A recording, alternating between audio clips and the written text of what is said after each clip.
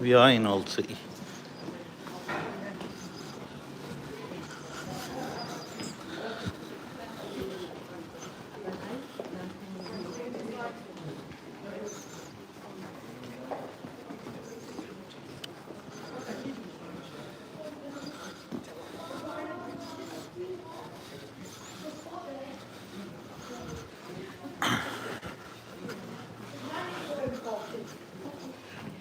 I'm live now.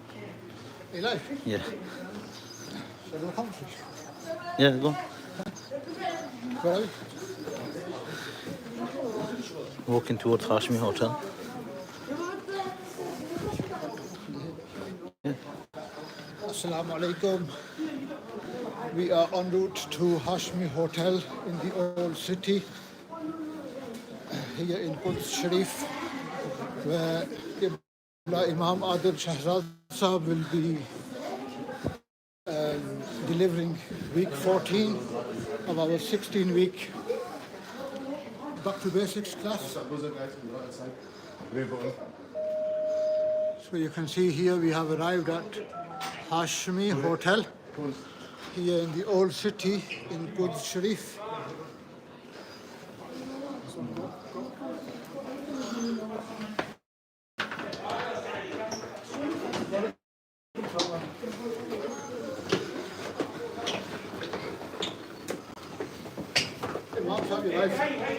Imam Sahib, you are live.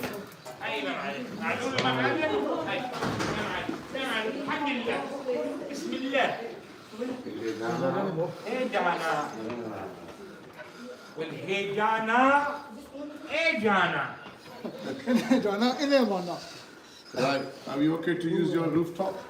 I saw this message. You cannot say it's okay to use the roof. You know what to do? What to You do? come here and you tell them, I'm ordering 5 and you just go to the elevator and you go upstairs. I'm the manager of the hotel of Hashim Hotel. You record this, please. Please Sheikh record. Saleh is the manager of Hashim Hotel. Imam Adil, we have ijaza to come in and to tell whoever at the front desk, you make 5 for me and you send it upstairs. I'm going upstairs. And he go and he press the elevator and he go inside and he press the 4th floor and he go to the 4th floor. And he can do whatever he wants. Please call the lift. Call the lift, please. You call the lift now. For now.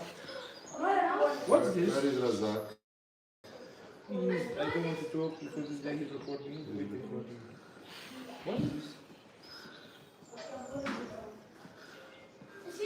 Assalamu alaikum. Yes, yes, Imam Adil. Ejana will Ejana. Wait. Somebody's trying to find. Oh, you trying to. Ah. What'd you do? What am I here? What are you doing? Shall we just have it first?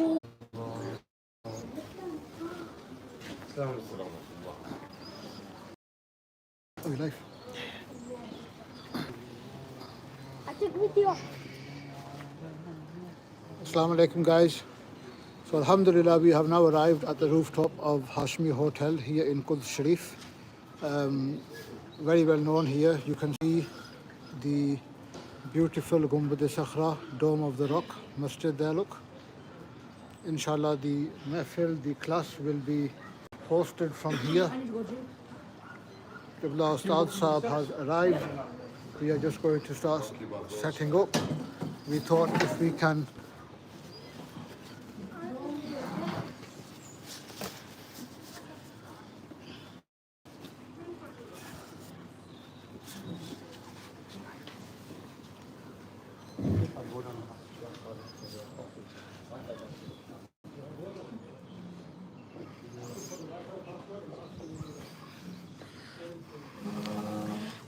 You got two marshallahs.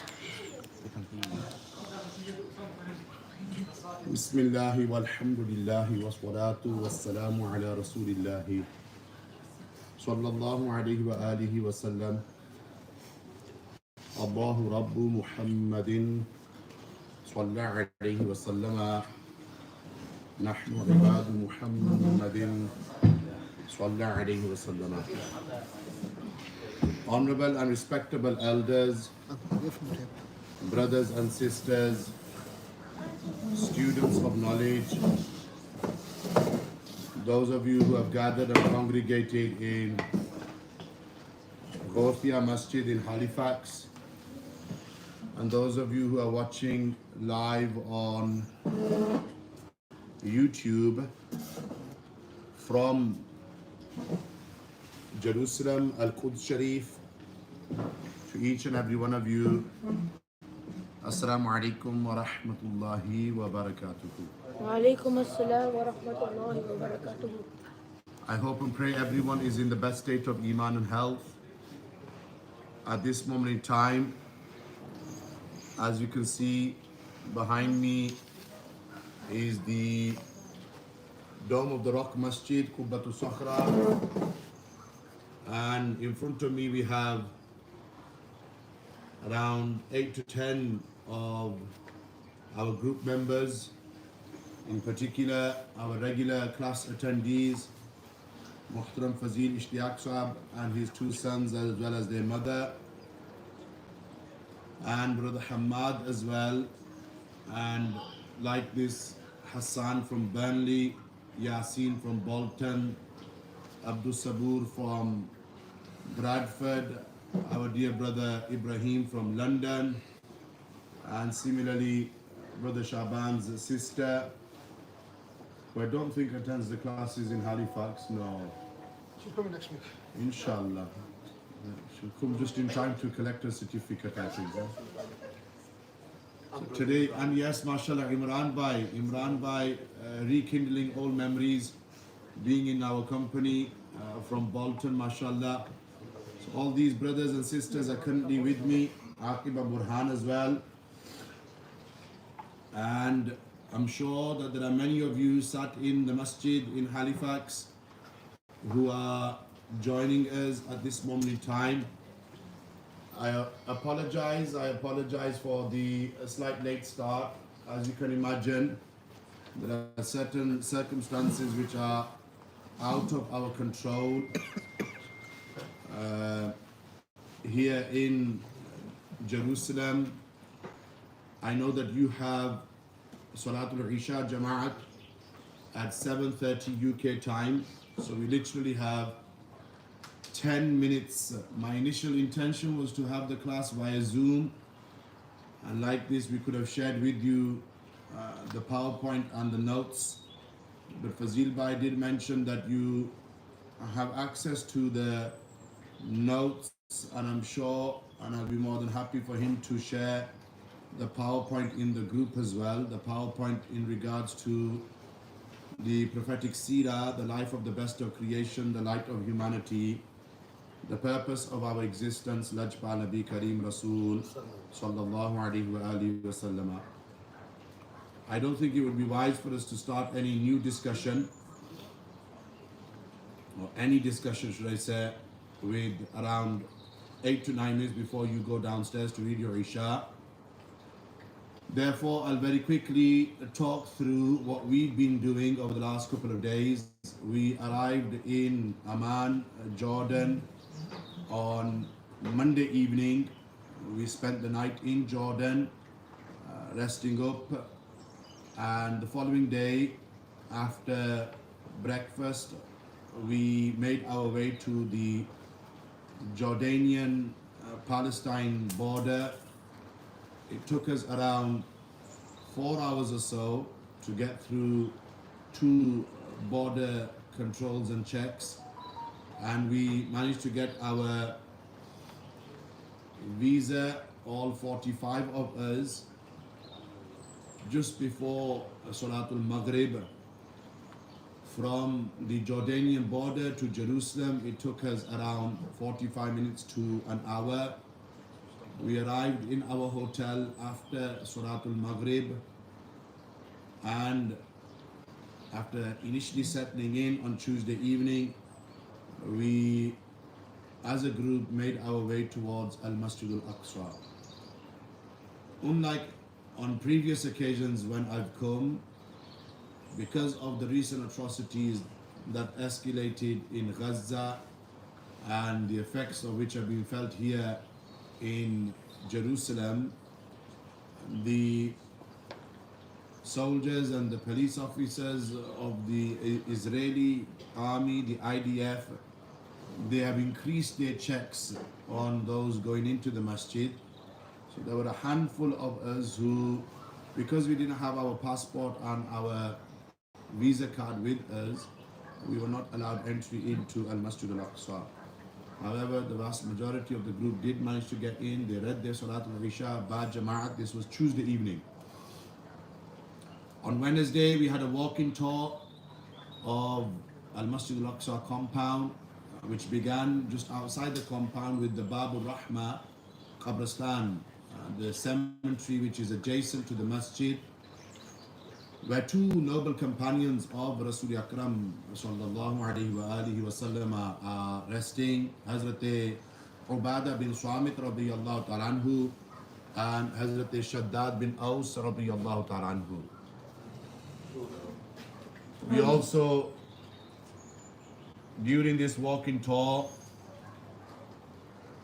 went to Marwani Masjid and saw the maqam where Sayyidah Maryam Salamullah alayha received heavenly fruits, out of season fruits, and Zakaria al-Islam would visit her and make dua at that maqam. Nevertheless, Marwani Masjid, Al-Masjid Al-Aqsa Qadim, Qibli Masjid and Qubbatu Sakhra, we didn't get to visit and go inside Buraq Masjid on Wednesday, but a lot of the group members went this morning before Salatul Jumu'ah. Yesterday was the bus tour. We went to Jabal Mukabbar, where Sayyidina Umar Farooq radiyallahu ta'ala anhu entered into the city of Jerusalem in the 17th year after Hijrah, according to one narration. And with him were around 30,000 companions, and they entered into Jerusalem on the southeast side of the city. From there we went to Khalil, Hebron, Masjid Ibrahimi, and blessed and fortunate were the group, all of us who made the journey, that we got to see and make hazri and dua at 7 maqamat. All of the masjid was open to the visitors. This only happens twice a year. So we were fortunate to, in addition to making hazri at the maqam of the Prophet Ibrahim al-Islam and his wife, the Prophet Sarah salamullah alayha, the Prophet Ishaq al-Islam and his wife, Sayyidah Rifqa salamullah alayha, we also managed to see and witness and make du'as at the maqam of the Prophet Yaqub alayhi salam, his blessed wife, and the son of Yaqub alayhi salam, the Prophet Yusuf alayhi salam. From there we went to an orphanage, which was quite a soul awakening experience. And like this, from there we went to the maqam of Nabi Yunus alayhi salam. Yesterday was concluded with Salatul Isha in our hotel, and that then leads us on to what happened today. Of course, after Salatul Fajr, as is the case every Friday, there was a Mawlid gathering in Al-Masjid Al-Aqsa, and the gathering this morning was related to the events of Al-Isra wal-Mi'raj. Those who were listening and those who were in attendance would have established this. And then we had Salatul Jumu'ah, of course, the last Jumu'ah of Rajab al-Murajjab, and we were blessed and fortunate to offer it in Al-Masjid Al-Aqsa. And after Salatul Asr, we did the remaining walking tour. We went to the Khanqa of Sultan Salahuddin al-Ayyubi rahimahullah ta'ala. We went to Masjid Umar, and also we visited one of the local businesses to show our support as well. That's led us to this point now, where we are live from Al-Masjid Al-Aqsa, Al-Quds Sharif, and I will give this opportunity to those who are in the masjid to make their way downstairs, offer their Salatul Isha by Jama'at, and we will resume at 7:40 UK time. 10 minutes should be more than enough. After you've read your fard and your sunnahs and witr, 10 minutes, 15 minutes maximum. Please make your way back upstairs, and inshallah we'll start the classes and the discussions for week 14 of this Back to Basics course at Ghosia Masjid after Salatul Isha. Jazakumullah khair. I'm not sure we're going to pause the live now or... We leave it try. running. We can do whatever nafil you want to do now. That's it. Chalo, Zikr. We'll do their zikr. With whoever we've got.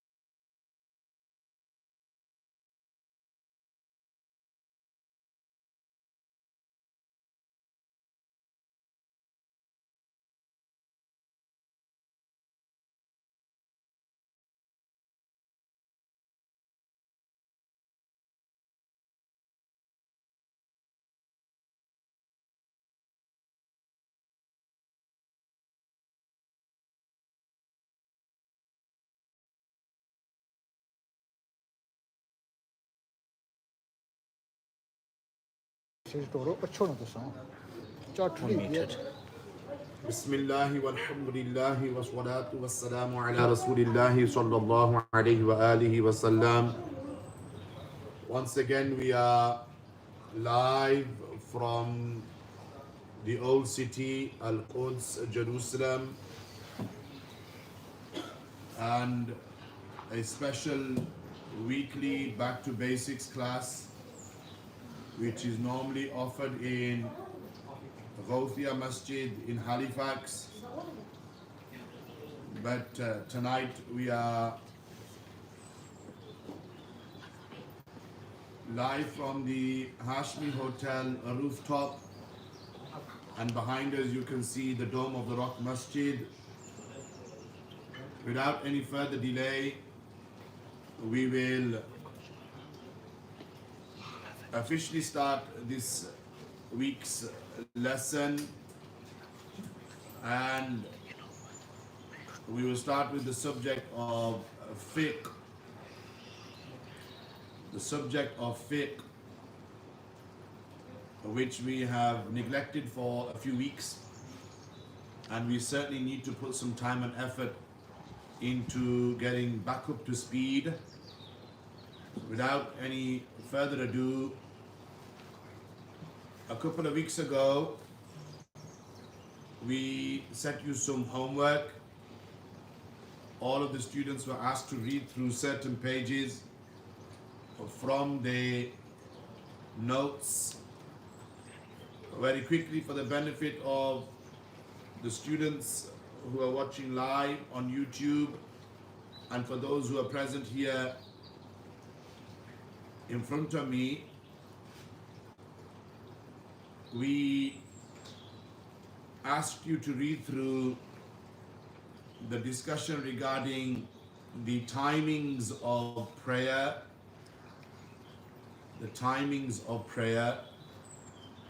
awqatu salah. So remember, one of the preconditions of the prayer is to know the timings of the prayer, because the prayers are prescribed at fixed times. You can't read Fajr at the time of Zuhr, for example.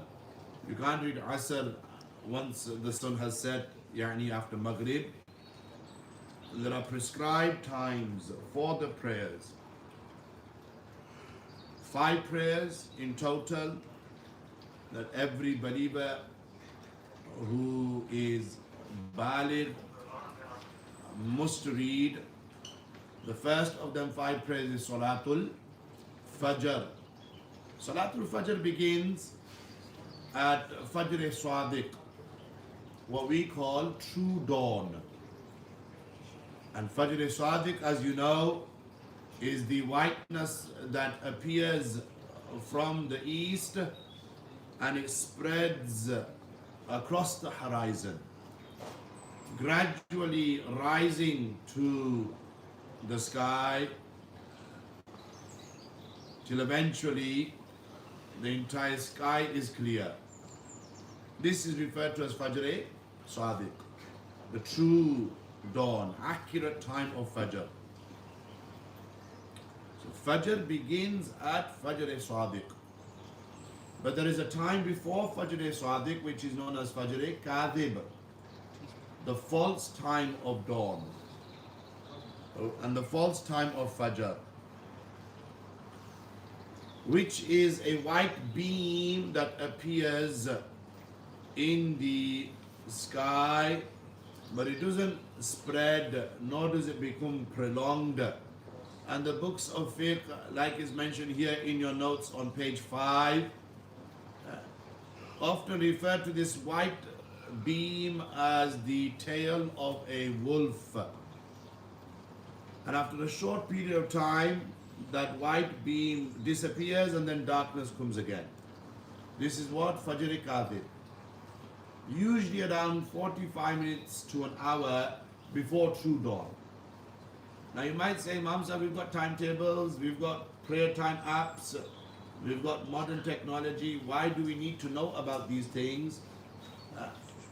I will respond by saying that knowing about these things and being acquainted with these discussions, this is necessary knowledge upon every believer. Even though we may have modern technology to guide us, so to speak, we should still be acquainted with and familiar with the essence of the masail and the issues.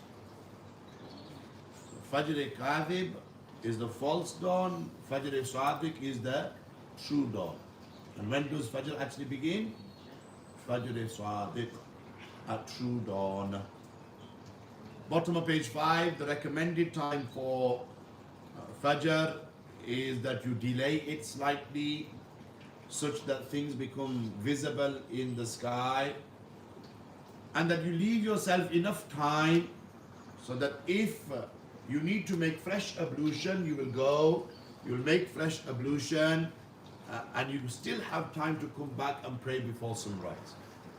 So don't leave it to the last 5, 10, 15 minutes. Around half an hour before sunrise, 45 minutes is ideal. And that's usually the Jamaat time in our local masajid anyway. Actually read your Fajr, like we just heard in light of the words of Prophet ﷺ, this is far greater in reward. Or ye bhi hai, chalo ittifaqan, the discussion has come. If you're up all night watching TV shows and movies and playing video games and playing on our consoles or surfing the internet or whatever it is that we do, and we don't pray Fajr, then who can be a greater mujrim than that person? Mujrim, a sinful individual. A sinful individual. Allahu Akbar. There's nothing more important than our salah. Miftahul Jannati as-salatu. This discussion will come. One of the virtues of the prayer is what? That our beloved Prophet ﷺ told us that the key to paradise is the prayer. And it doesn't matter how you are as a person. If you manage to convince yourself that you're a bad person, maybe Allah Almighty won't accept my prayers, I've committed too many sins, Allah Almighty won't forgive me, vagara vagara. It doesn't matter how you are as a person, you should never abandon your salah. Yes, then when you read your salah, you will notice and begin to see change within you. Aqimi salata, inna salata tanha anil fahsha'i wal munkar. Allah Almighty says, establish the prayer. This is the first part, isn't it? Establish the prayer. For indeed the prayer saves you and protects you from wrongdoing and indecency. That's the second part. That's the philosophy of the salah. So you've got to do the first part in order to achieve the second part. Some people say, oh, because I'm sinful, because I'm guilty of committing wrong and doing indecent acts, I shouldn't pray. This shouldn't be our mindset or mentality.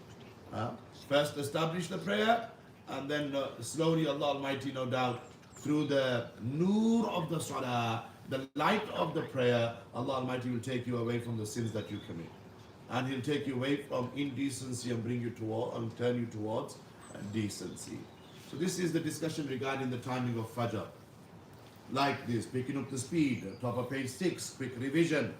Because again, I'm conscious of the fact that we maybe not have done justice to our fiqh discussion and subject over the last couple of weeks. Hence why I'm taking a bit of time here to consolidate what it is that we know, what it is that we've already gone through. Salatul Zuhr prayer.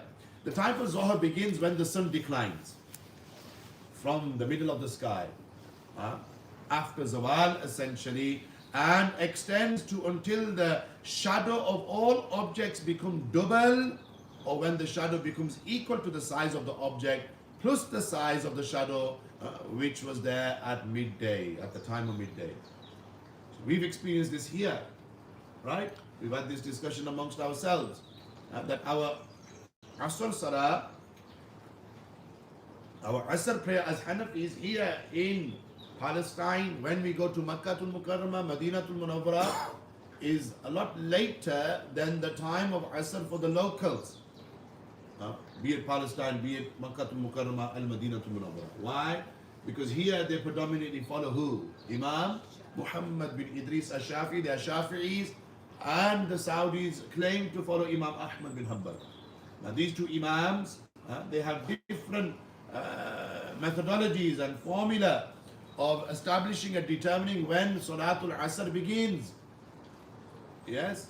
Whereas for Imam Abu Hanifa, for us as Hanafis, is the size of the object, at midday plus the shadow length of the object twice. So here maybe midday, here at the end. This is when Zohar ends and Asr begins, starts. Hence why the mas'ala needs to be understood. So here,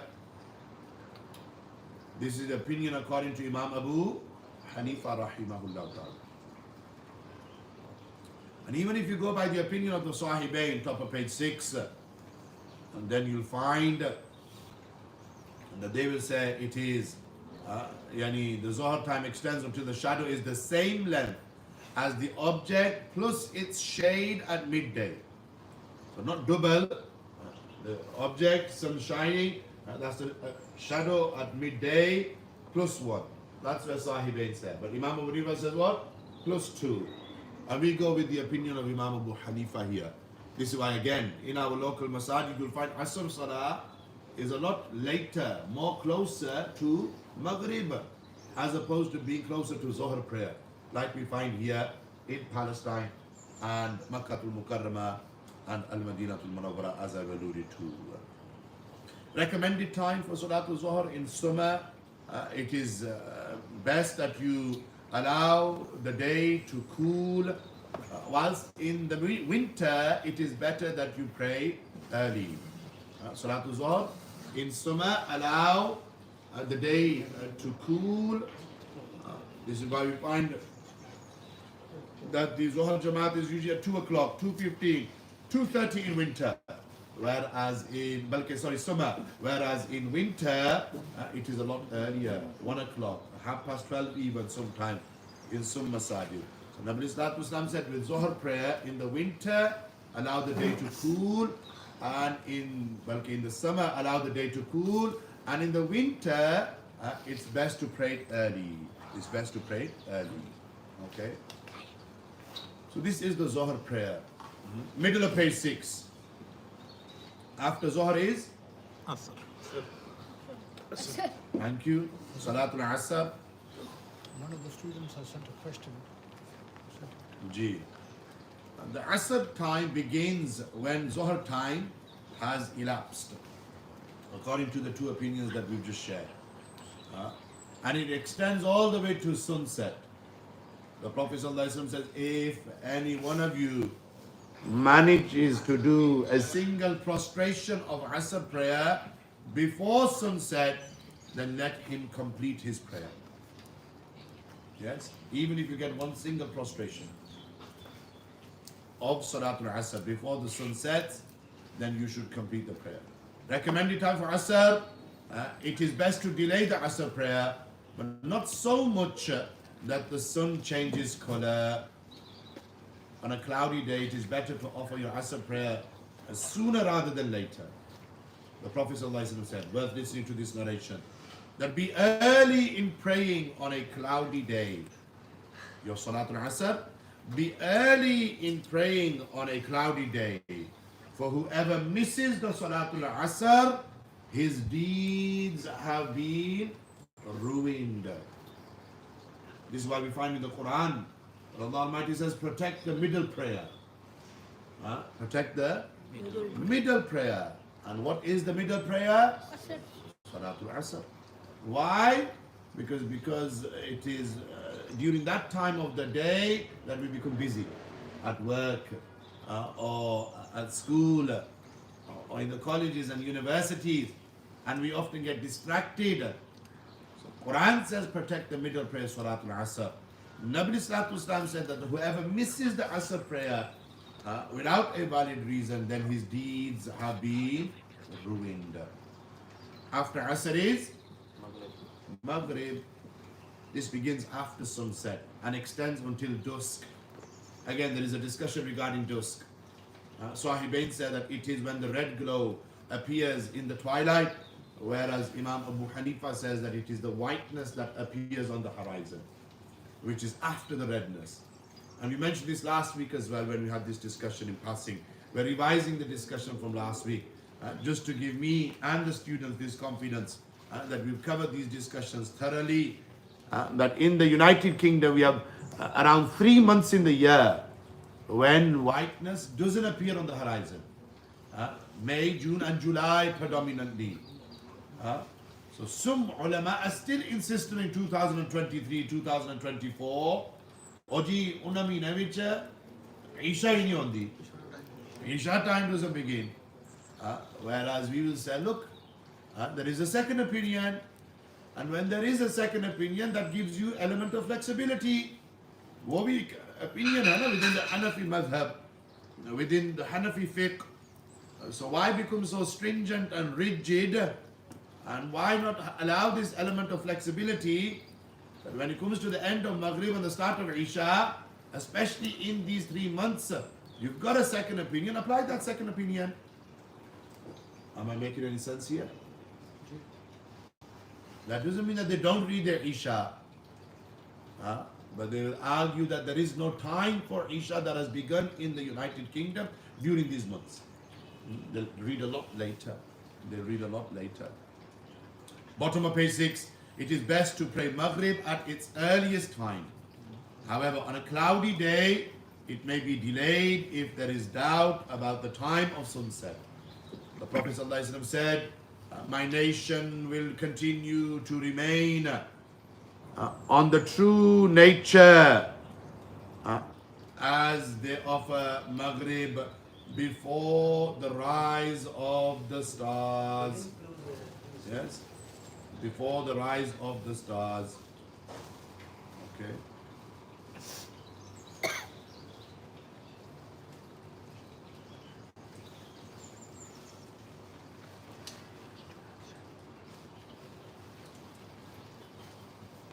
And then Salatul Isha here, top of page 7. The Isha time begins when the dusk has disappeared according to the two opinions that have been shared. And Isha you can read all the way till Fajr-e-Sadiq.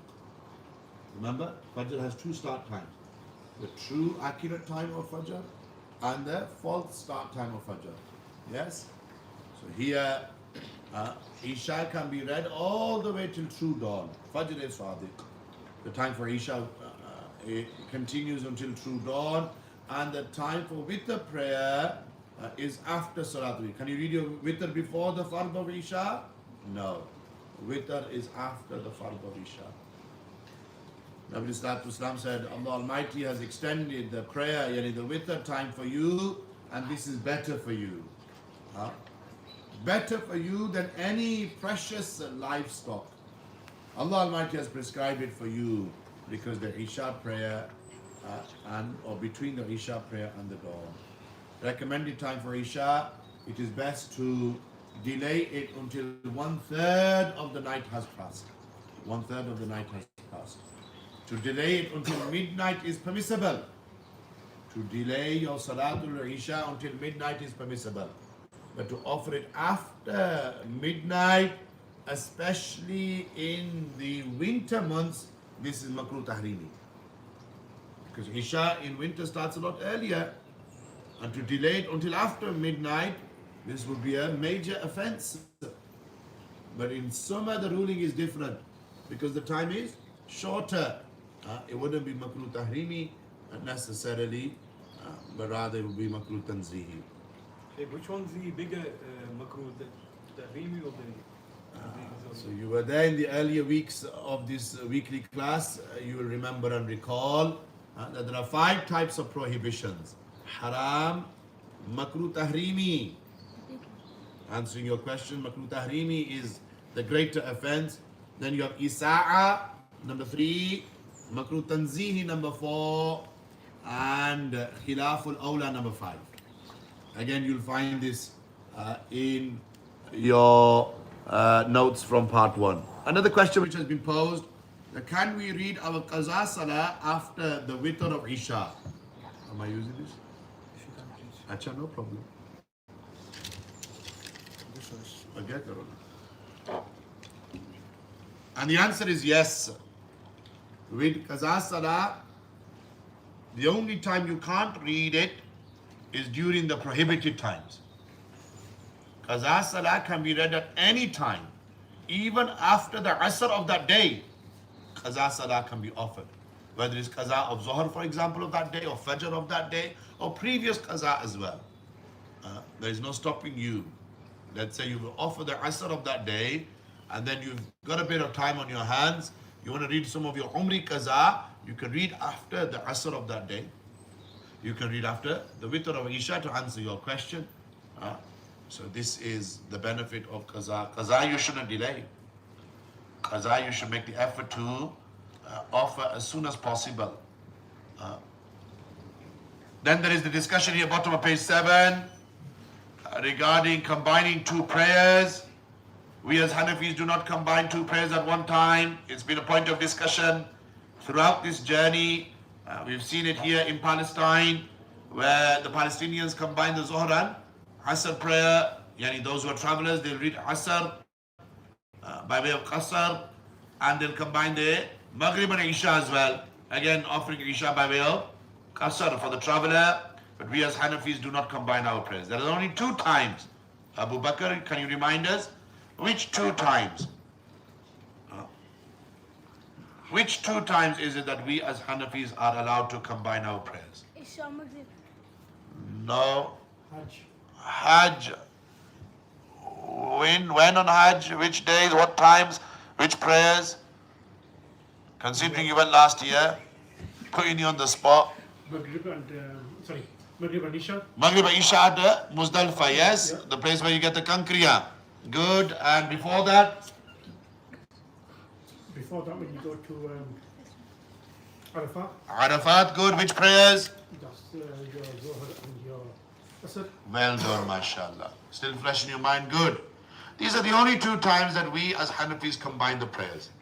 Yani for the pilgrims who are there in Makkatul Mukarramah at that time, they combine the Zohar and Asr prayer at Arafat and the Maghrib and Isha at Muzdalifah. And even then when we're combining, we're reading Zohar at the end time, Asr at the beginning time. Yani matlab outright combining. So we as Hanafis generally don't combine our prayers. So we might say, if I'm a traveler, my plane leaves at, let's say, 3 o'clock, and I know that I won't be able to read my Asr on the plane for whatever reason, can I then combine my Zohar and Asr? As a Hanafi, you can take a rukhsa meaning a ruling from Imam Shafi'i's school, and in that case, yes, you can read your 2 prayers together. A rukhsa you can take. Is that only an exception? Or That would be in circumstantial exceptions, yes. In circumstantial cases. A question has come through in relation to what we mentioned a short while ago regarding the Zohar prayer time. So here,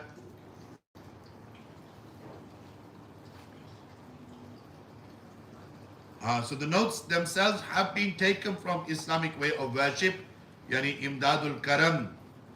So if there is a shortcoming here in 1 or 2 of the words, then it is as it appears in that book. But generally, the discussion is as we've mentioned it. Okay?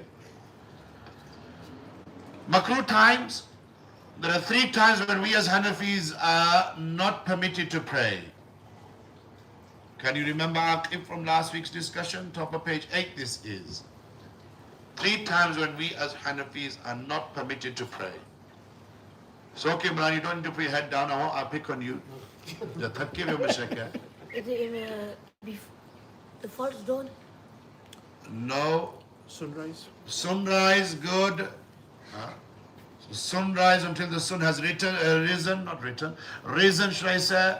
And we've seen that. We've, mashallah, pretty much read Ishraq every day whilst we've been here. So sunrise, 20 minutes after that period, from sunrise for that 20 minutes, you are not allowed to offer any type of prayer until after.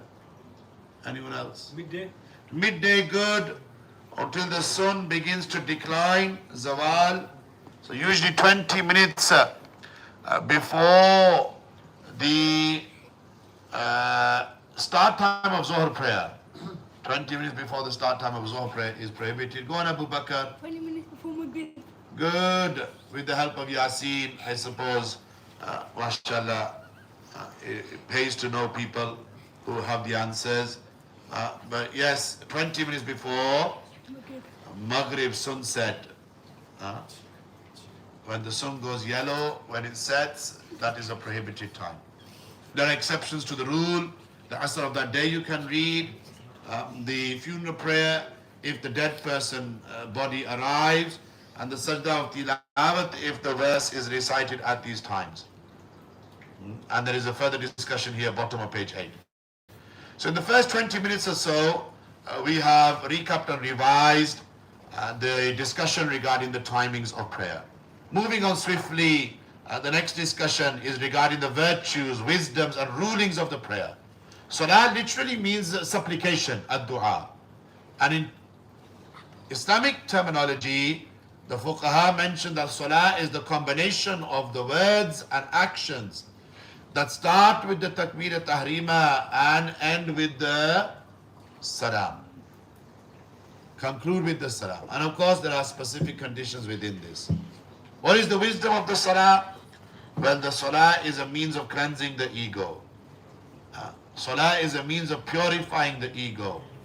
And salah is a means of establishing communication between the servant and Allah Almighty Jalla wa'ala. And through this communication that you establish with Allah Almighty Jalla wa'ala, you will gain proximity with Him in the hereafter. We've already mentioned the word Aqim as-salata, the verse Aqim as-salata inna salata tanha anil fahsha'i wal munkar. We've also mentioned, as you can see here, those of you who have the notes in front of you, page 9, we have a number of prophetic narrations on the virtues of salah. And the key to paradise is salah. And the key to prayer, salah, is purity, wudu, tahara. Like this, the Prophet ﷺ said that the one who reads 5 prayers a day will get the reward of 50 prayers. And it was on the night of Al-Isra wal-Mi'raj, the first part of the journey, which concluded here in Al-Masjid Al-Aqsa, which is behind us, as you can see. Yani Qubbatu Sakhra is not Al-Masjid Al-Aqsa, but you can see the Dome of the Rock Masjid, the area around it, half a mile or so, to its north and south, east and west, less than that if so. This is Al-Masjid Al-Aqsa, the compound, the sanctuary. One prayer in Al-Masjid Al-Aqsa, according to one narration, is equal to the reward of reading 1,000 prayers. Yes, equal to the reward of reading 1,000 prayers. So we should make this journey to Al-Quds Sharif. We should make the effort to read our salah in Al-Masjid Al-Aqsa, especially in this current climate and in these dire circumstances. Maulana Hassan Jabbar and Brother Shaban, who have brought the group on this occasion. We've been a few times before, and it's never been as quiet now. What we're seeing now, it's never been as quiet as this. It's unprecedented. The situation is dire at this moment in time. The streets are empty, the shops are closed, businesses are closed, the Palestinians are struggling, and we need to come here and show our support.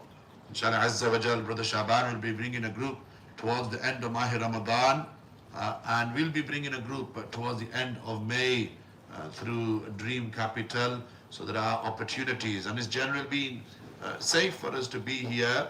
Yeah. Would you agree? It's been safe for us to be here, crossing the border. We haven't had any major issues whilst being here, aside from the slight obstacle we have to overcome in order to get into the masjid. But generally it's been quite safe. We've had families here as well. Have sabr. Yes, and the key to all of this, as we are reminded, is to have patience. So the gift of salah, which was given on the night of Al-Isra wal-Mi'raj, which the first part of that journey concluded here in Al-Masjid Al-Aqsa behind me. So initially 50 salat and 50 prayers were given, 50 were reduced to 5. And who was it that was pivotal in getting the reduction done? Musa alayhi salam. Yes? And even when 50 were reduced to 5, what did Musa alayhi salam say? Reduce it. That your ummah will not be able to read 5 a day. And how true was Musa alayhi salam. How we struggle today with 5 prayers a day. May Allah Almighty make us regular and habitual in our salah. Ameen. Then of course, salah is a personal obligation, fardul ain, upon every sane, mature Muslim, and minor children, those who are under the age of puberty, you should encourage them as parents to read, especially when they reach the age of 7, encourage them, and then put your foot down, so to speak, when they reach the age of 10. लेकिन ऐसा क्या है ओ जी रहन दियो जब बच्चे जी रहन दियो they become 14, 15, 16, 17, then you want them to pray, but by then it's too late. So you have to follow the prophetic advice here of the Prophet ﷺ as parents and start to instill within your children this habit of them reading the Salah at the age of 7, and then make it mandatory upon them when they reach the age of 10. Entice them with incentives, video games or chocolates or whatever it may be, taking them out on trips. As long as these things are kept within moderation, we have to do something as parents in order to encourage our children to pray. Or ye bhi gal hai na, that if those parents aren't praying themselves, don't expect the children to pray. You as parents are the role models for your children. The minds of your children are like sponges. Burhan and Aqib giving their parents dirties here, I don't know why, staring them down. This is what I see in front of me here on the balcony of Hashmi Hotel. I think some beef's going to kick off very soon. But nevertheless, we have to as parents be role models for our children. If we are not praying ourselves, don't expect your children to pray. Very rare case, everything again is circumstantial. Very rare case that the children actually come out on the other side and become regular and habitual and practicing in terms of their deen. But if you don't have this routine within your children's life, and if you don't set the standard yourself, don't expect anything in return. Bottom of page 10, the legal ruling for missing the salah. What is the legal ruling? It's very simple. If you miss the salah, you will only have one destination that you're heading for, and that is the fire of Jahannam. Quran says this.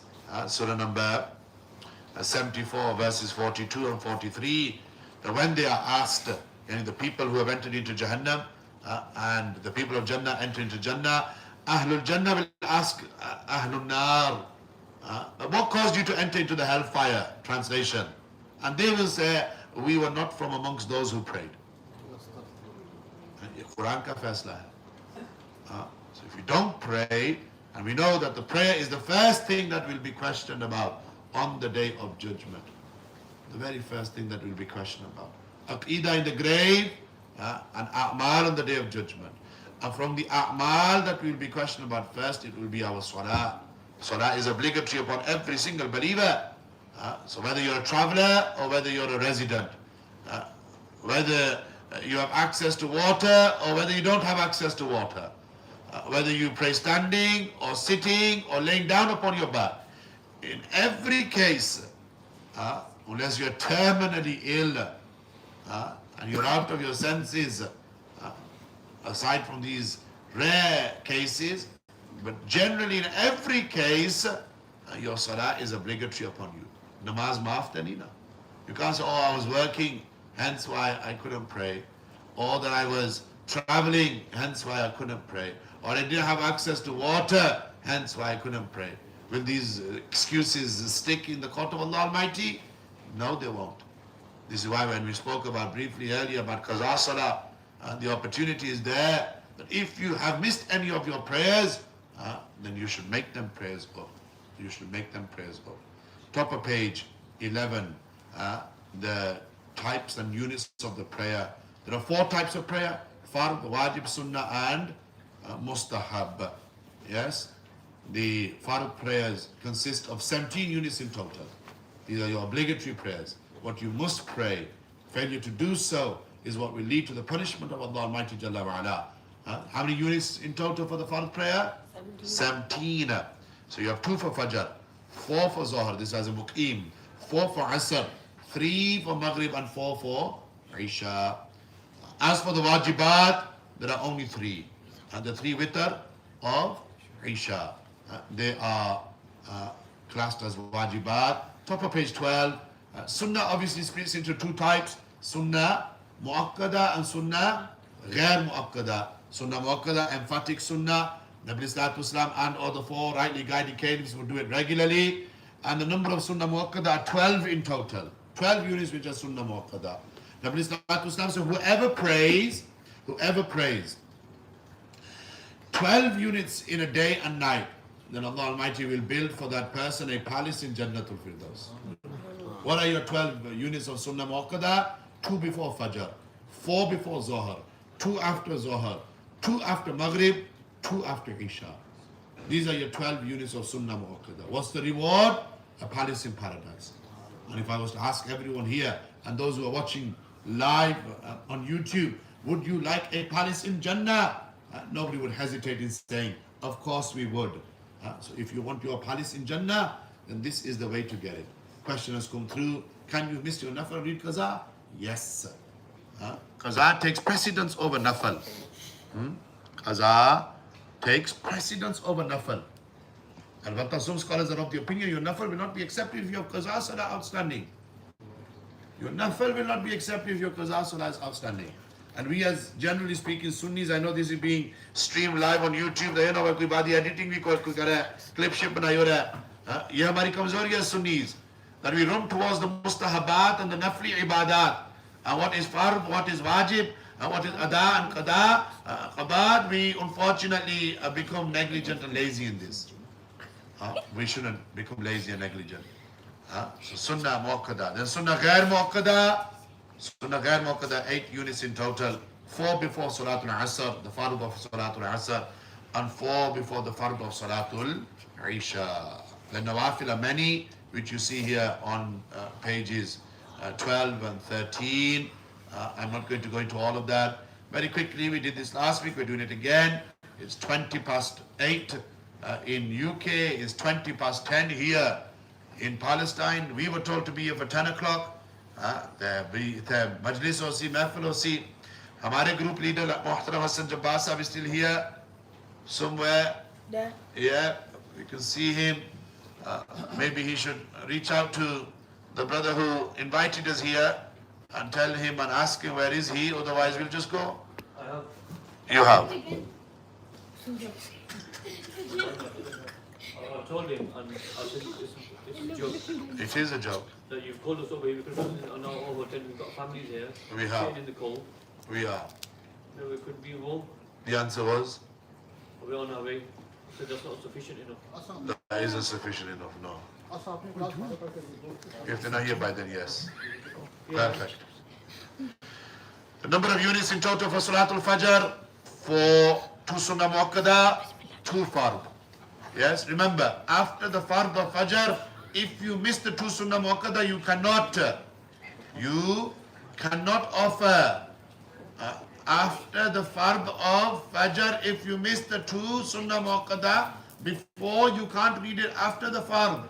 Albatta, you'll have to wait after sunrise, and then you will read the 2 Sunnah Muakkada. Zohar, how many units in total, Abu Bakr?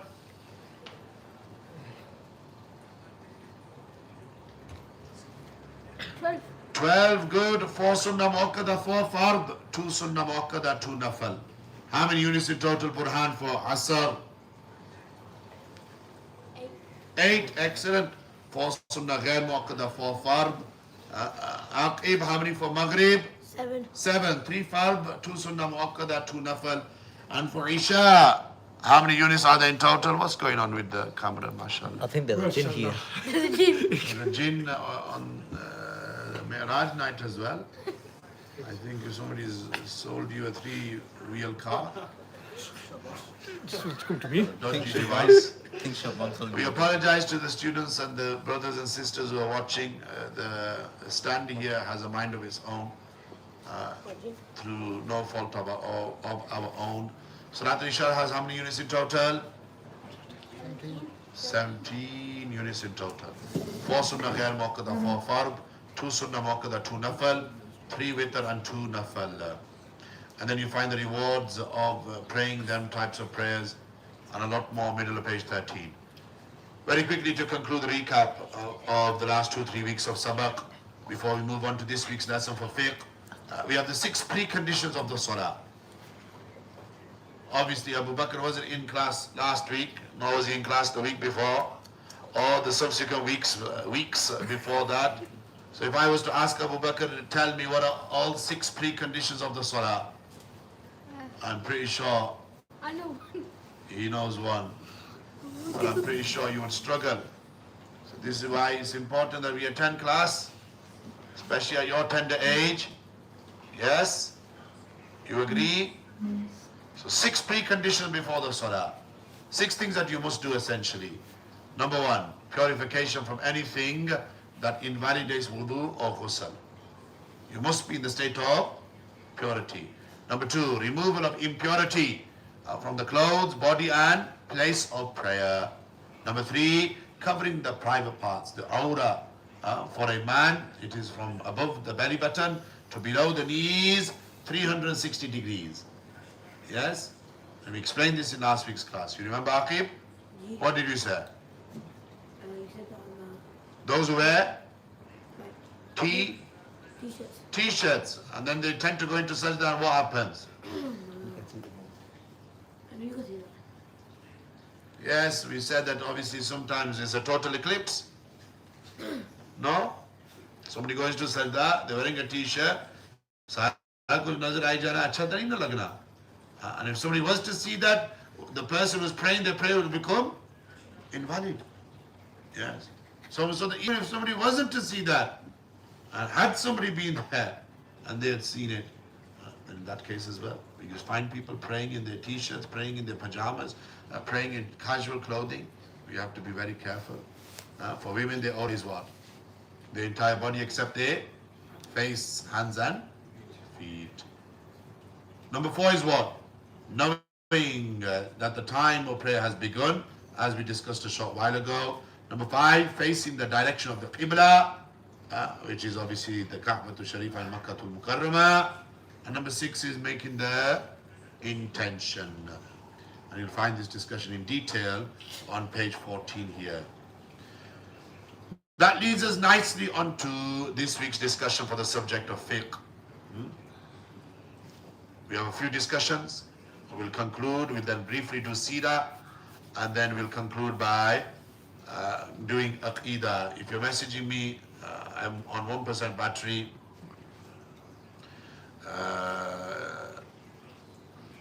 G.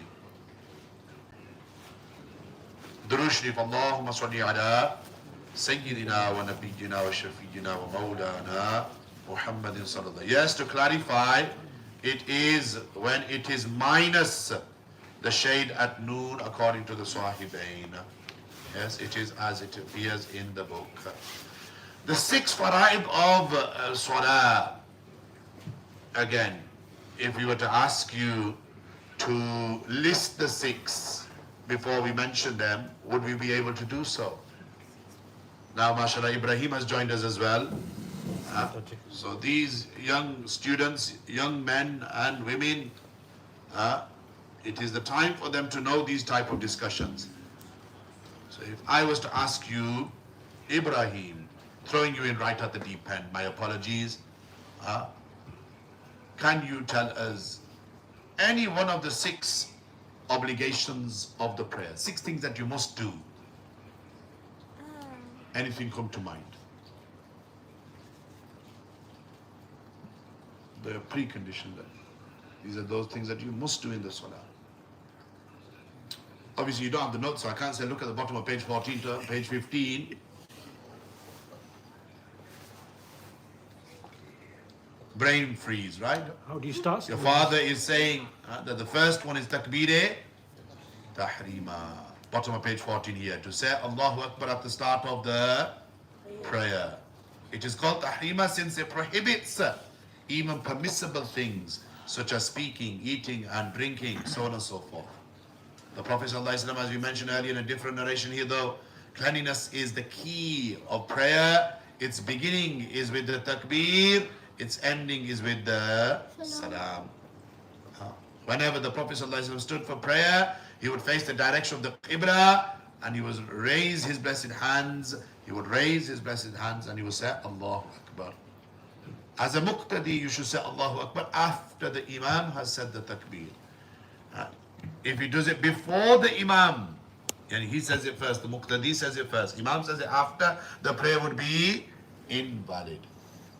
Whoever joins the prayer in the first unit gets the benefit of the reward of takbir tahrima. The takbir must be pronounced so that one can hear it himself. So this is the first obligation of the prayer.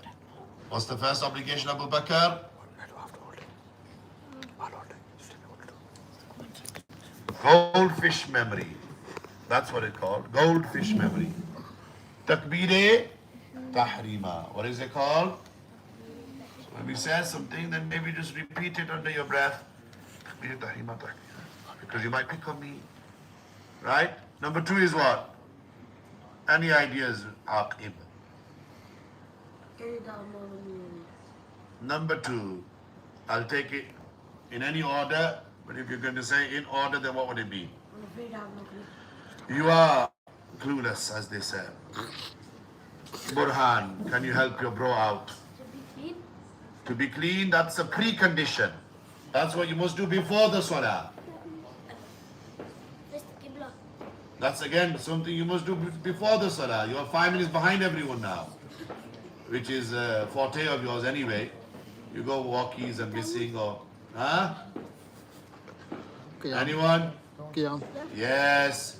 Number 2 is qiyam. It is obligatory to stand in the prayer, especially when it is fard and wajib prayer.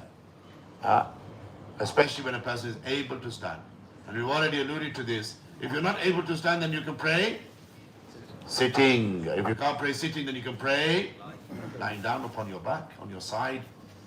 So whoever is unable to stand, they should maintain the posture which is easiest for them. And if you're unable to stand and you maintain the posture which is easiest for you, then the reward will not diminish. As for sunnah and nawafil prayers, it is permissible to pray them sitting even if one is healthy enough to stand. But what's the catch?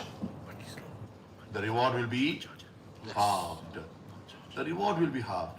That is here the downside. The Prophet ﷺ said the prayer of the sitting person is half in reward of that of the standing one. So number 1, takbir tahrima. Number 2, qiyam. Any ideas on number 3? Ruku. Before ruku. Also starts with Q. Qiraat. Qira'ah. Yes, middle of page 15 here for the students who are following in their notes. It is obligatory to recite any part of the Holy Quran. It does not need to be Surah Al-Fatiha. As we will discuss, Surah Al-Fatiha, its recitation is wajib. To fulfill the fard of the salah, recitation of any part of the Quran, 1 long verse or 3 short verses would be sufficient to fulfill the obligatory aspect of the prayer.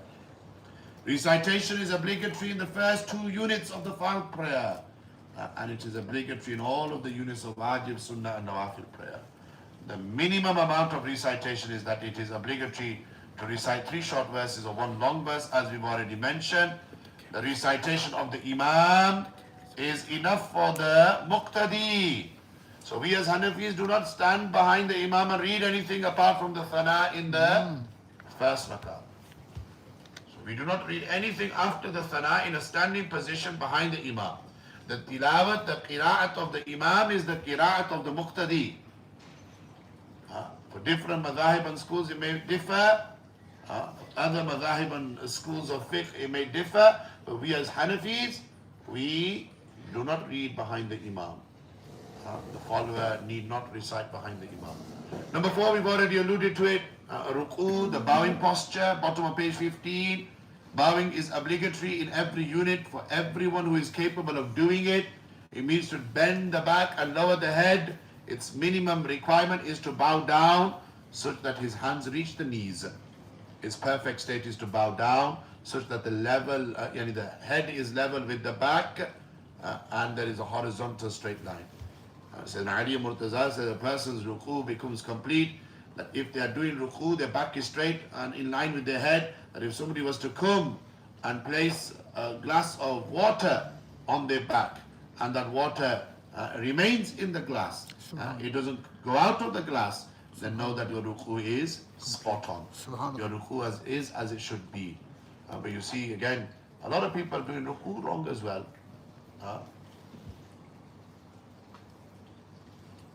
Number 5 is sujood. The 5th obligatory aspect of the prayer is sujood. This is obligatory twice in one unit. The prostration must be done on a firm place, like a mat, and not on a cushion where the forehead cannot be placed firmly. The minimum requirement for prostration is that a part of the forehead is placed on the ground with one of the hands, one of the knees, and one finger of any foot. This is minimum.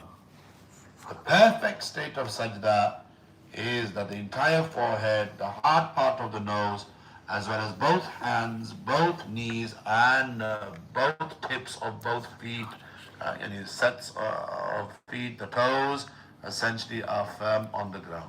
So sajda is done on 7 parts of the body: face, 2 hands, 2 feet, and 2 knees and feet, yes. And then the last one here is al-qa'datul akhira, the final sitting. This takes place at the conclusion of the prayer, and it is an obligation. It is an obligation in every type of prayer. The length of sitting is as long as it would take you to read the tashahhud. The Prophet ﷺ said, when you raise your head from the final prostration, you have sat as long as the tashahhud, then your prayer has been completed. So to recite the tashahhud is not fard, but to sit for the length that it would take you to recite the tashahhud, that is fard. To recite at-tahiyyatu lillahi wa salawatu wa tayyibatu until the end, this is wajib. And the ruling is different on fard and wajib. The ruling of fard is what? That if somebody misses a fard, if somebody misses one of these 6 obligatory aspects of the prayer, then the prayer is invalid, fasid, and then that person must repeat the salah. Whereas if somebody misses a wajib, as we're going to discuss now, bottom of page 16, if you miss a wajib or one and more of the wajibat, then you can do sajda sahab. Sajda, prostration of forgetfulness. Prostration of forgetfulness. Ji. After the ruku, if you don't stand up straight, is your namaz count? Yes. But if you don't stand up straight for the length of one tasbih, and you were to quickly come out of the ruku, quickly go into qawm and then right down into sajda, that would mean that you've neglected a wajib, as we'll discuss now. And if you neglect a wajib, you have to do sajda. Sitting between the sajdas. Again, that is coming in the discussion. It will be covered in today's discussion in fiqh. How many faraid of Salah ada Burhan? How many did we just go through? 6. Well done, Burhan. And how many wajibat are there? Can you remember from last week? 6 times 2? 12. And you'll find these wajibat, 12 of them here on pages 17 and 18. So very quickly, let's go through these wajibat. You should know what they are. Because if you were to miss a wajib, then you'll do sajda sahab. So number 1, you listen and aqib. The recitation of Surah Al-Fatiha with another surah in the first 2 units of the fard prayers, and in all of the units of wajib, sunnah and nawafil. So Surah Al-Fatiha followed by a surah. Yes?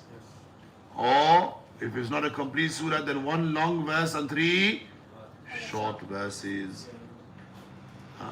So to recite Surah Al-Fatiha with another surah is wajib in the first 2 units of the fard prayer. So for Fajr, that's 2 anyway.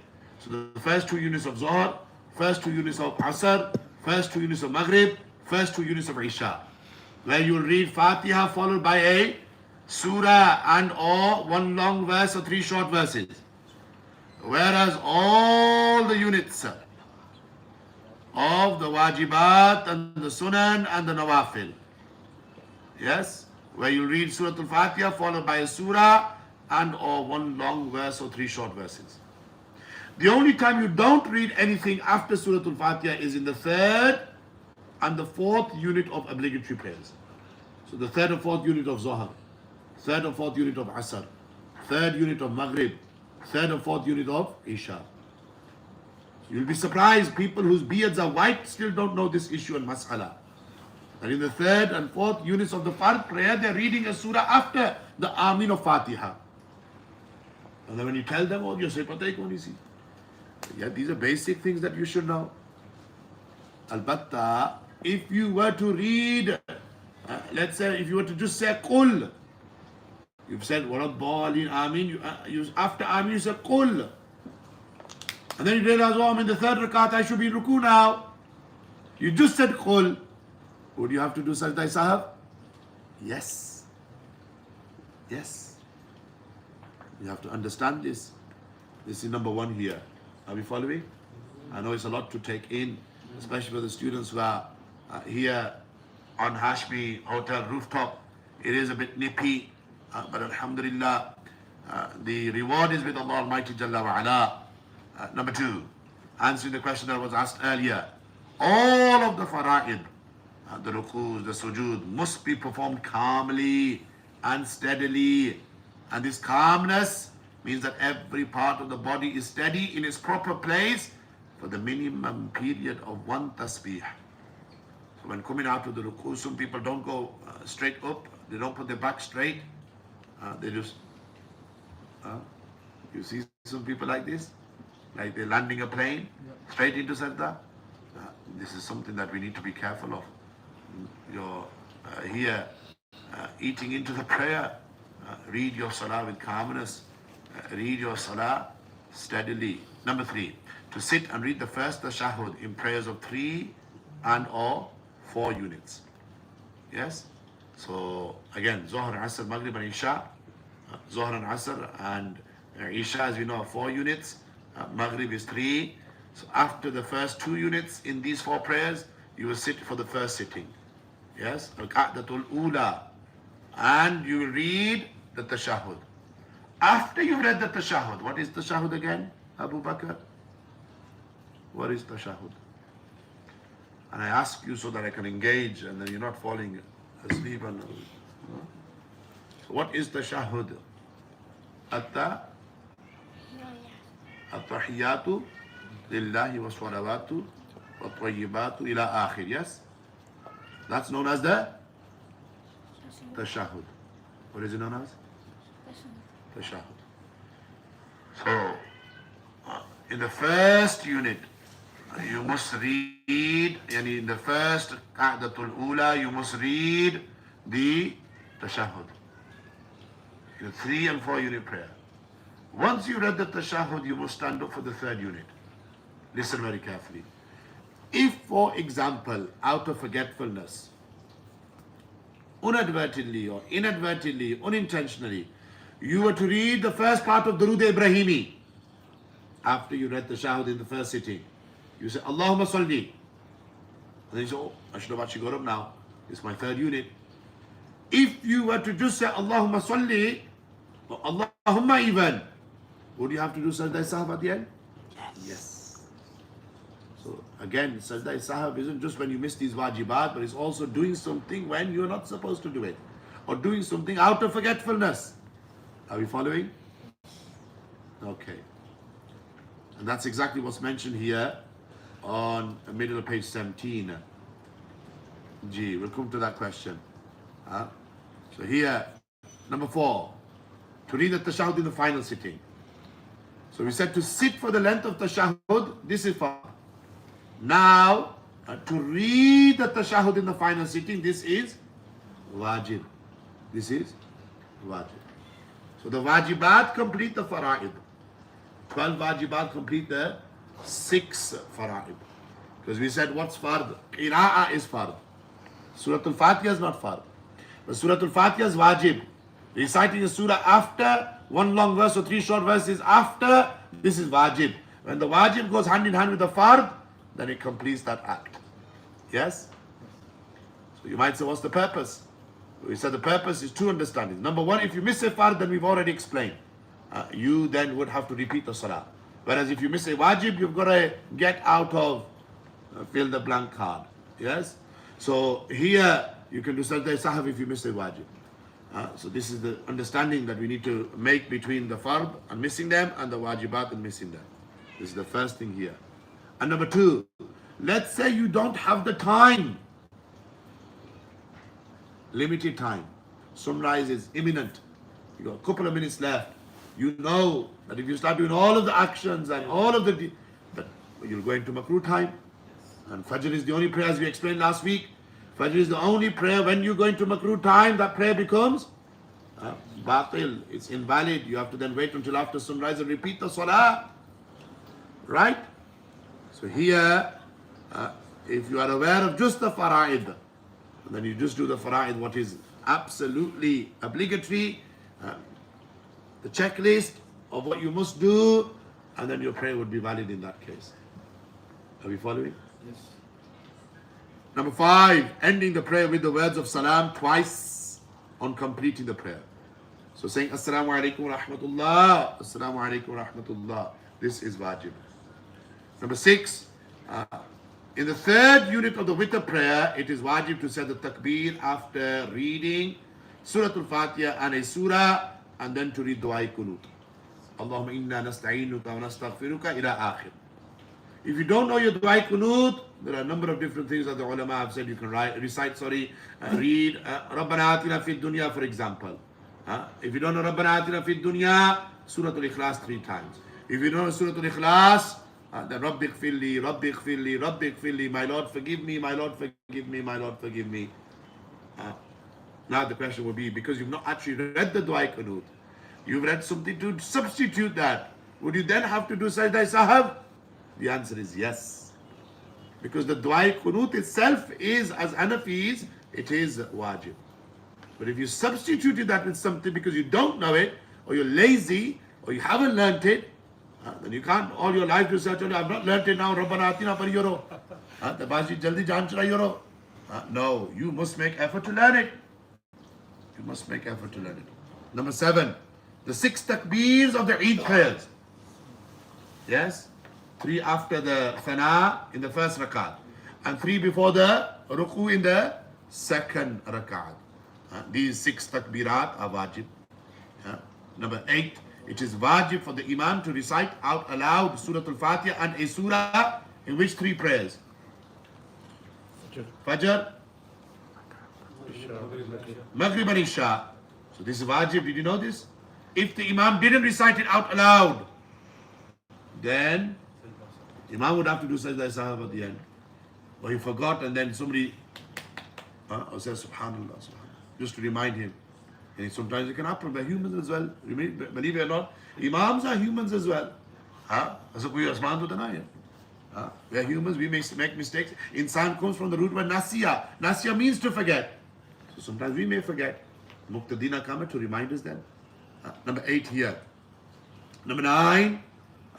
There's also this point here, bottom of page 17. If somebody is not reading in Jama'at, where the Imam would recite out aloud. If you're reading alone, do you have a choice? Yes, you do. But if you wish, you can recite out aloud, where the Imam would normally recite out aloud. But if you wish, you can recite it silently. Is that in the Hanafi madhab? Yes. Yes. So even if you're reading on your own, If you're reading on your own at home, Fajr time, you can read out aloud. Yes? Maybe it's a good thing. There is Sultan Oi Jagi person. Right, Abu Bakr? And then, number 9, bottom of page 17. In the 2 prayers which requires recitation to be made silently, inaudibly, they are the Zohar and Asr. Yes, the individual must not read out aloud. Similarly, the Imam must not read out aloud. Individually, don't read out aloud. The Imam shouldn't read out aloud. If accidentally the Imam does start reading Alhamdulillah, And then your job as the muqtadi is to remind him, or he'll remember himself. Number 10, top of page 18. The follower should not read anything when he is following an imam. This is wajib. You hear this in our masajid. Yes, go see a masjid even in Halifax. Sometimes you hear, shoo. Like my man obviously wants to do his tilawat behind the imam because maybe he's not content or satisfied.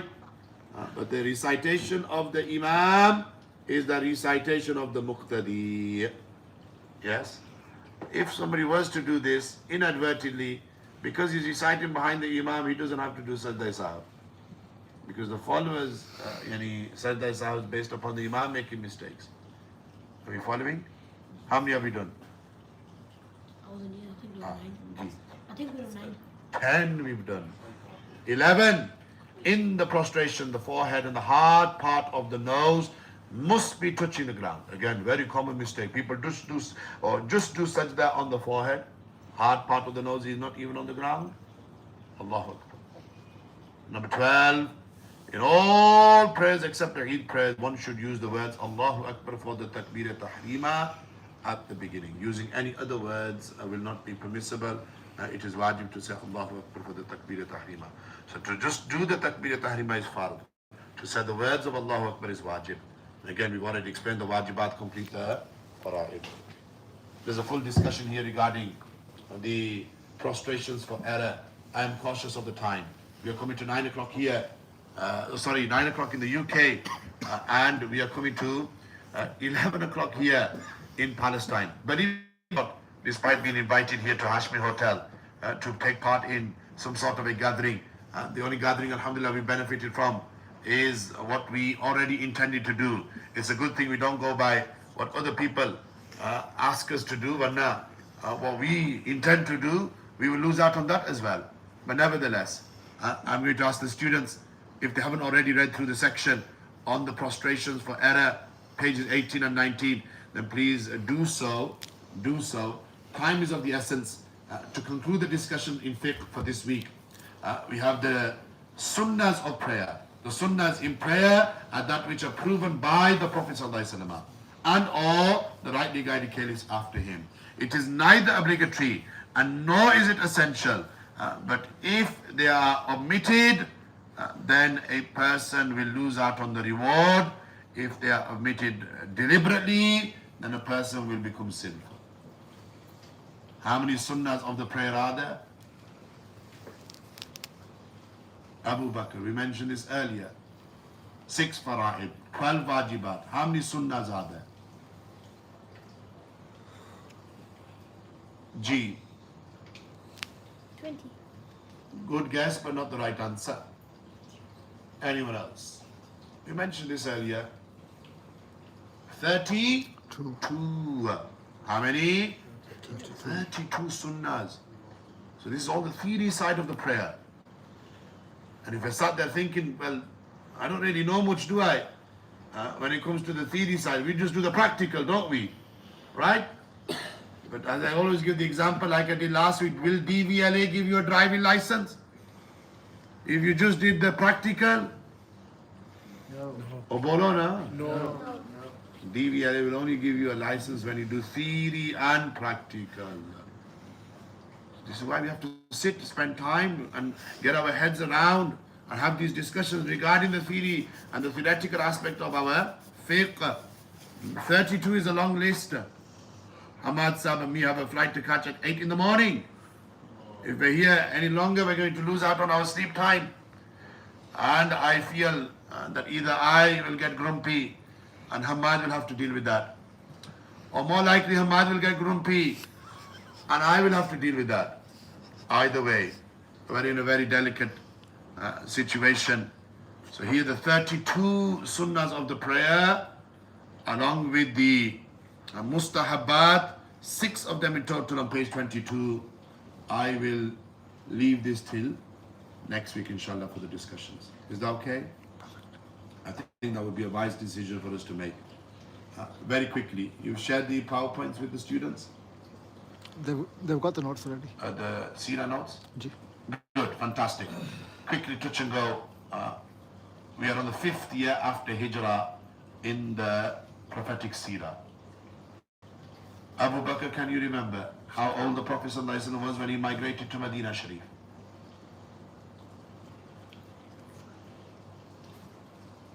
We're now on the second subject of the week, seerah.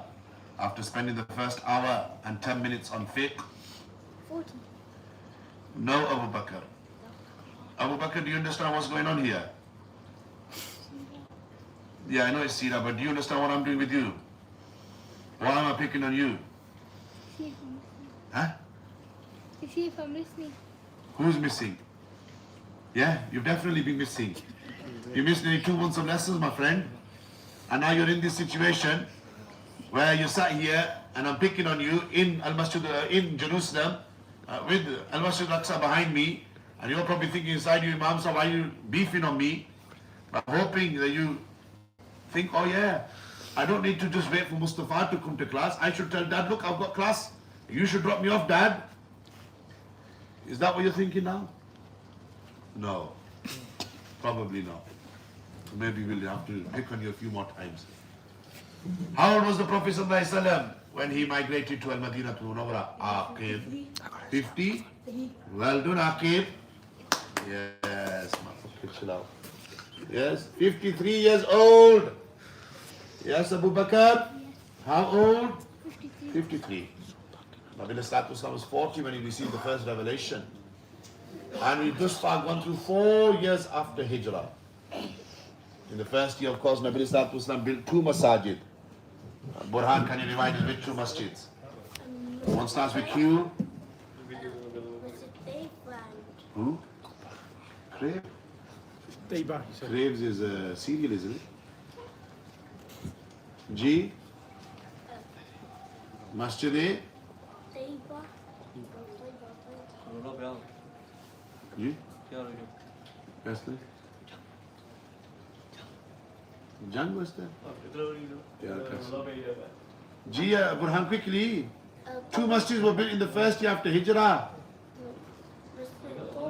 Masjid Quba, good, and the other one starts with N. What's the Prophet's masjid called? Good, Masjid Nabawi. 2 masjids were built in the first year after Hijrah. We also had the introduction of the Adhan in the first year after Hijrah. The formation of the brotherly ties between the Muhajirun and the Ansar in the first year after Hijrah. Quick recap here. In the second year after Hijrah, go on then Ibrahim, impress me. The first battle of Islam took place. Very easy question. The first battle of Islam took place in the second year after Hijrah. What was the name of that battle? Nobody else help him, please. Battle of what?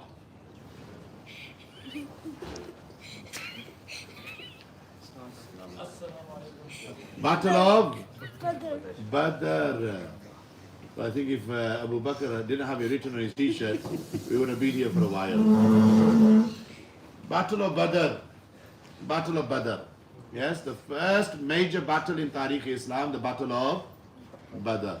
305 Sahaba Ikram fought against 1,000 Mushrikeen in Makkah. Again, we've studied this a couple of weeks ago in our weekly class.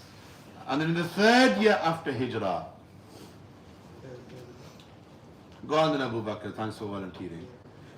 The second battle that took place in the third year after Hijrah, on the outskirts of Al-Madinah Munawwara, should I say, what is the name of that battle? Well done, Abu Bakr. The Battle of Uhud. The last week in the Seerah, we went to the 4th year after Hijrah. Very quickly to conclude here, 5th year after Hijrah, students will have their Seerah notes in front of them by way of the PowerPoint presentations, the notes. Here, Nabi Islam in the 5th year after Hijrah. How old is the Prophet ﷺ now? 53 at 5?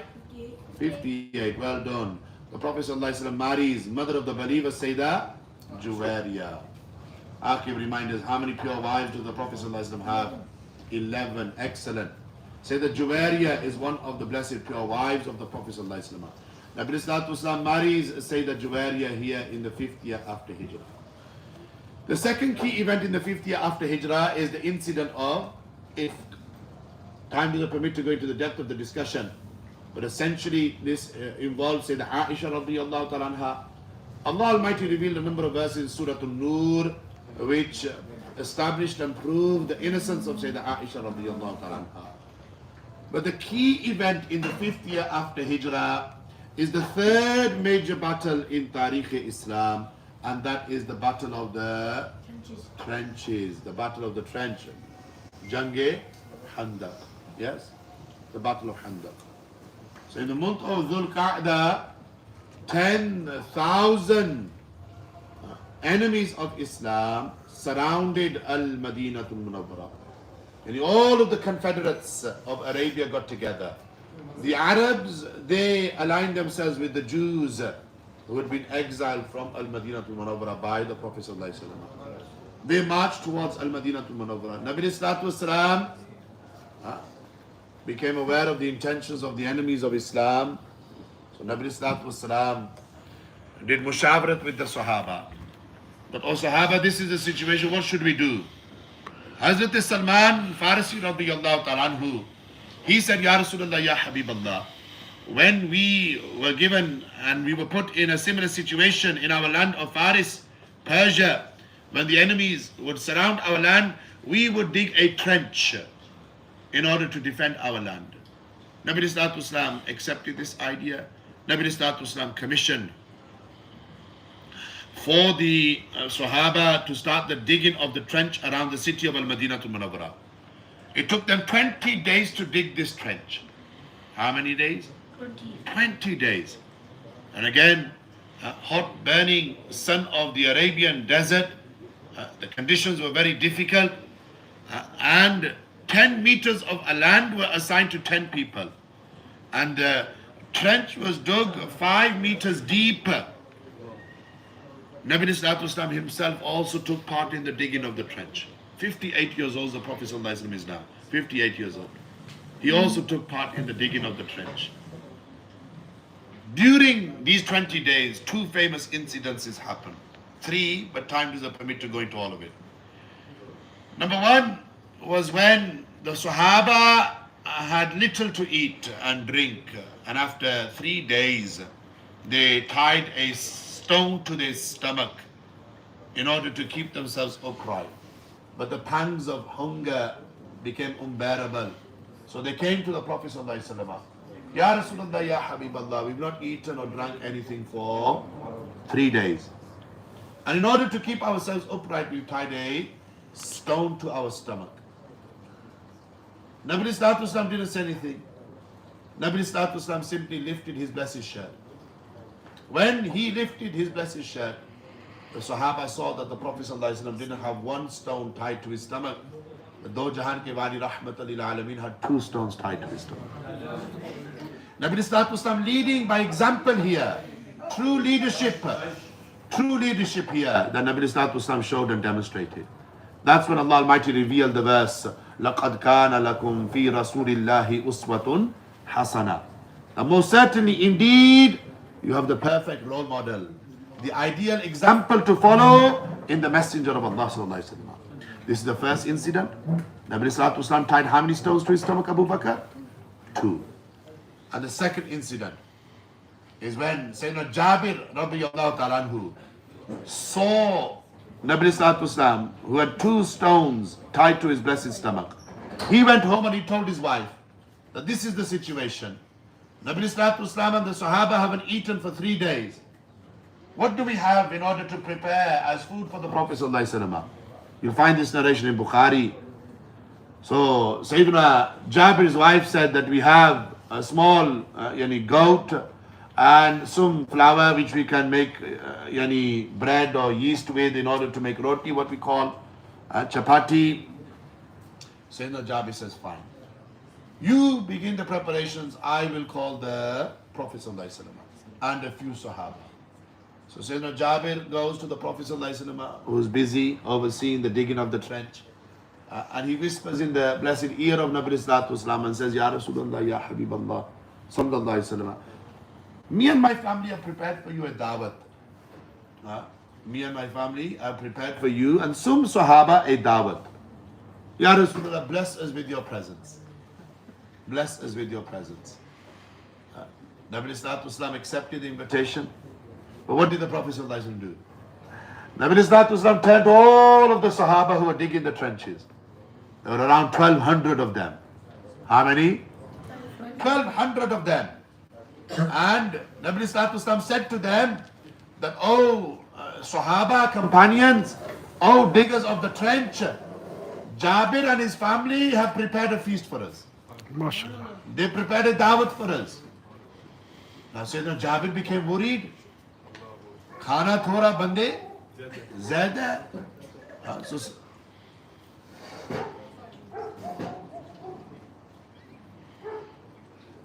Sayyidina Jabir radiyallahu ta'ala anhu, he was told by the Prophet sallallahu alaihi wasallam that Ya Rasulullah, Ya Habiballah, Nabi Sallallahu Alaihi Wasallam told him that do not start serving the food until I arrive. Sayyidina Jabir goes ahead. Sayyidina Jabir, worried and anxious, he enters the house. He says to his wife, but he doesn't say anything. She can see the anxiety on his face. So the wife of Sayyidina Jabir says to Sayyidina Jabir, the husband, that why are you worried? Why are you anxious? He says, this is what happened. You told me to invite the Prophet ﷺ and a few companions, but Nabi Sallallahu Alaihi Wasallam invited all of the Sahaba, around 1,200 of them. Sayyidina Jabir's wife said, why are you worried? The one who made the announcement will make the preparations as well. The one who made the announcement will make the preparations as well. And that's exactly what happened. When the Prophet ﷺ arrived in the house of Sayyidina Jabir radiyallahu anhu, again you'll find this narration Sahih al-Bukhari. What did the Prophet ﷺ do? The Prophet ﷺ took his blessed saliva, luwabe dahan, and he placed it inside the pot of meat and inside the yeast, the flour, which they were using in order to make the roti or the bread.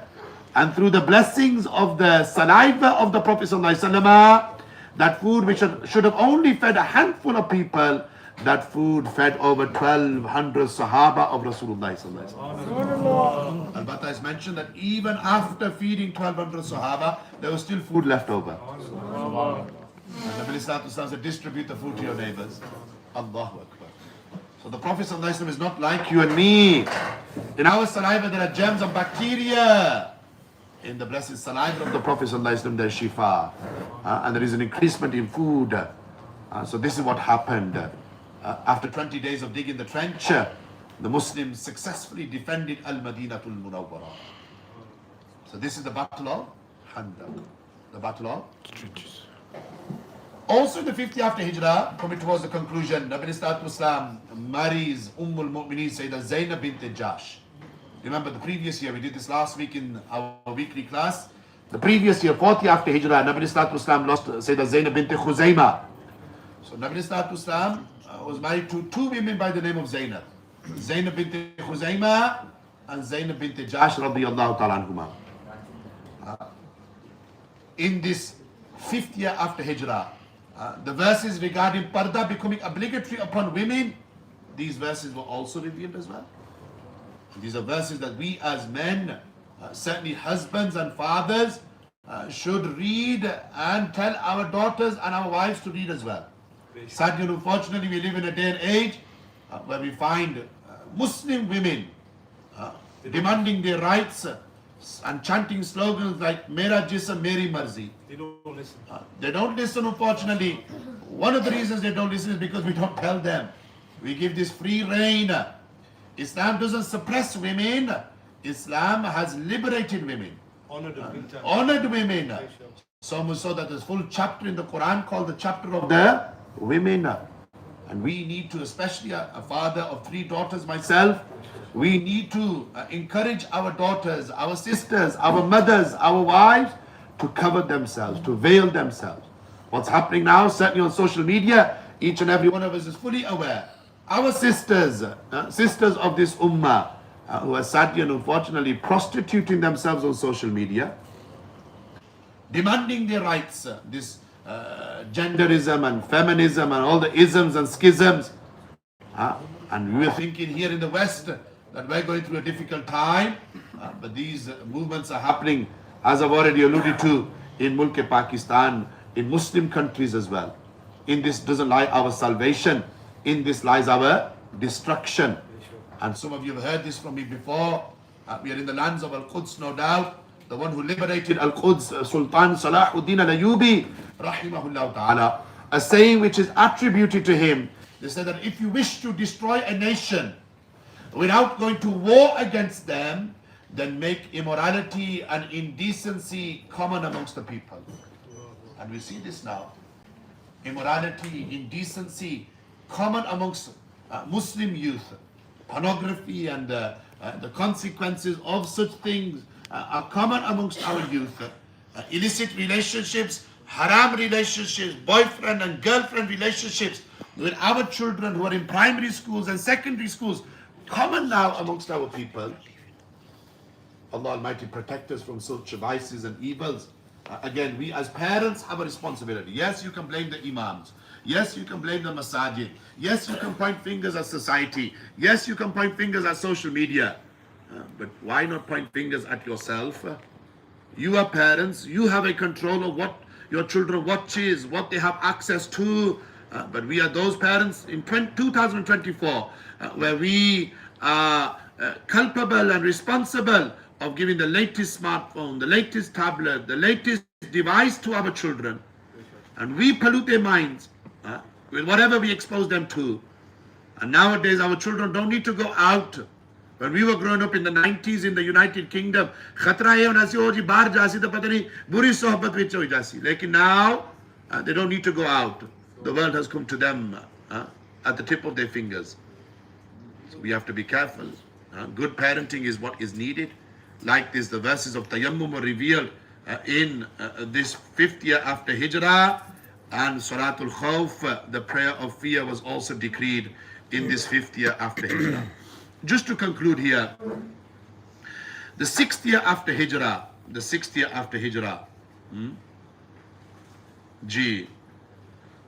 all the notes have been reposted into the WhatsApp group of the students. Alhamdulillah, every Friday for the last 14 weeks, this is week 14 now, we've had a class in Ghosia Masjid in Halifax. We have around 40 to 50 students for Zilbai. 55 students, alhamdulillah, week 14 now. And I was adamant that we have our class even from Jerusalem. It's cold here. Whilst we were sat here waiting, where is he? There he is, right in front of me. 10 o'clock was the time given to us. It's now 11:15. We were sat here patiently waiting, 15 of our group members. But nevertheless, we'll do a post-mortem on that afterwards. Nevertheless, let's conclude here. I still need to go through Aqdah as well, but we'll leave that till next week, I think. We are over time already. 6th year after Hijrah. And then we are on course to finish Seerah. Our course, the class finishes in 2 weeks' time. 2 weeks' time in Halifax. So here, as you can see in your notes, in the 6th year after Hijrah, Nabi Sallallahu Alaihi Wasallam is how old now, Abu Bakr? 53 at 6? 59. So the key event that happened in the last thing I'm mentioning here, the key event that happened in the 6th year after Hijrah was the Treaty of Hudaybiyah. Jiski aisa kehne Sulh Hudaybiyah. Nabi Sallallahu Alaihi Wasallam with 1400 companions left Madinatul Munawwara in the halat of ihram. Yes, they left Madinatul Munawwara in the halat of ihram, and the intention was to go to Makkatul Mukarramah to perform the Umrah. But they were stopped at a place called Hudaybiyah, 25 kilometers outside of central Makkah. They were prevented from performing the Umrah by the Mushrikeen in Makkah, who wanted to negotiate a treaty with the Prophet ﷺ. Some of the terms of that treaty you find here on the slide. For example, fighting between the two groups will stop for a period of 10 years. Muslims will return the following year in order to perform the Umrah. During that time, they would only be allowed to stay in Makkatul Mukarramah for 3 days.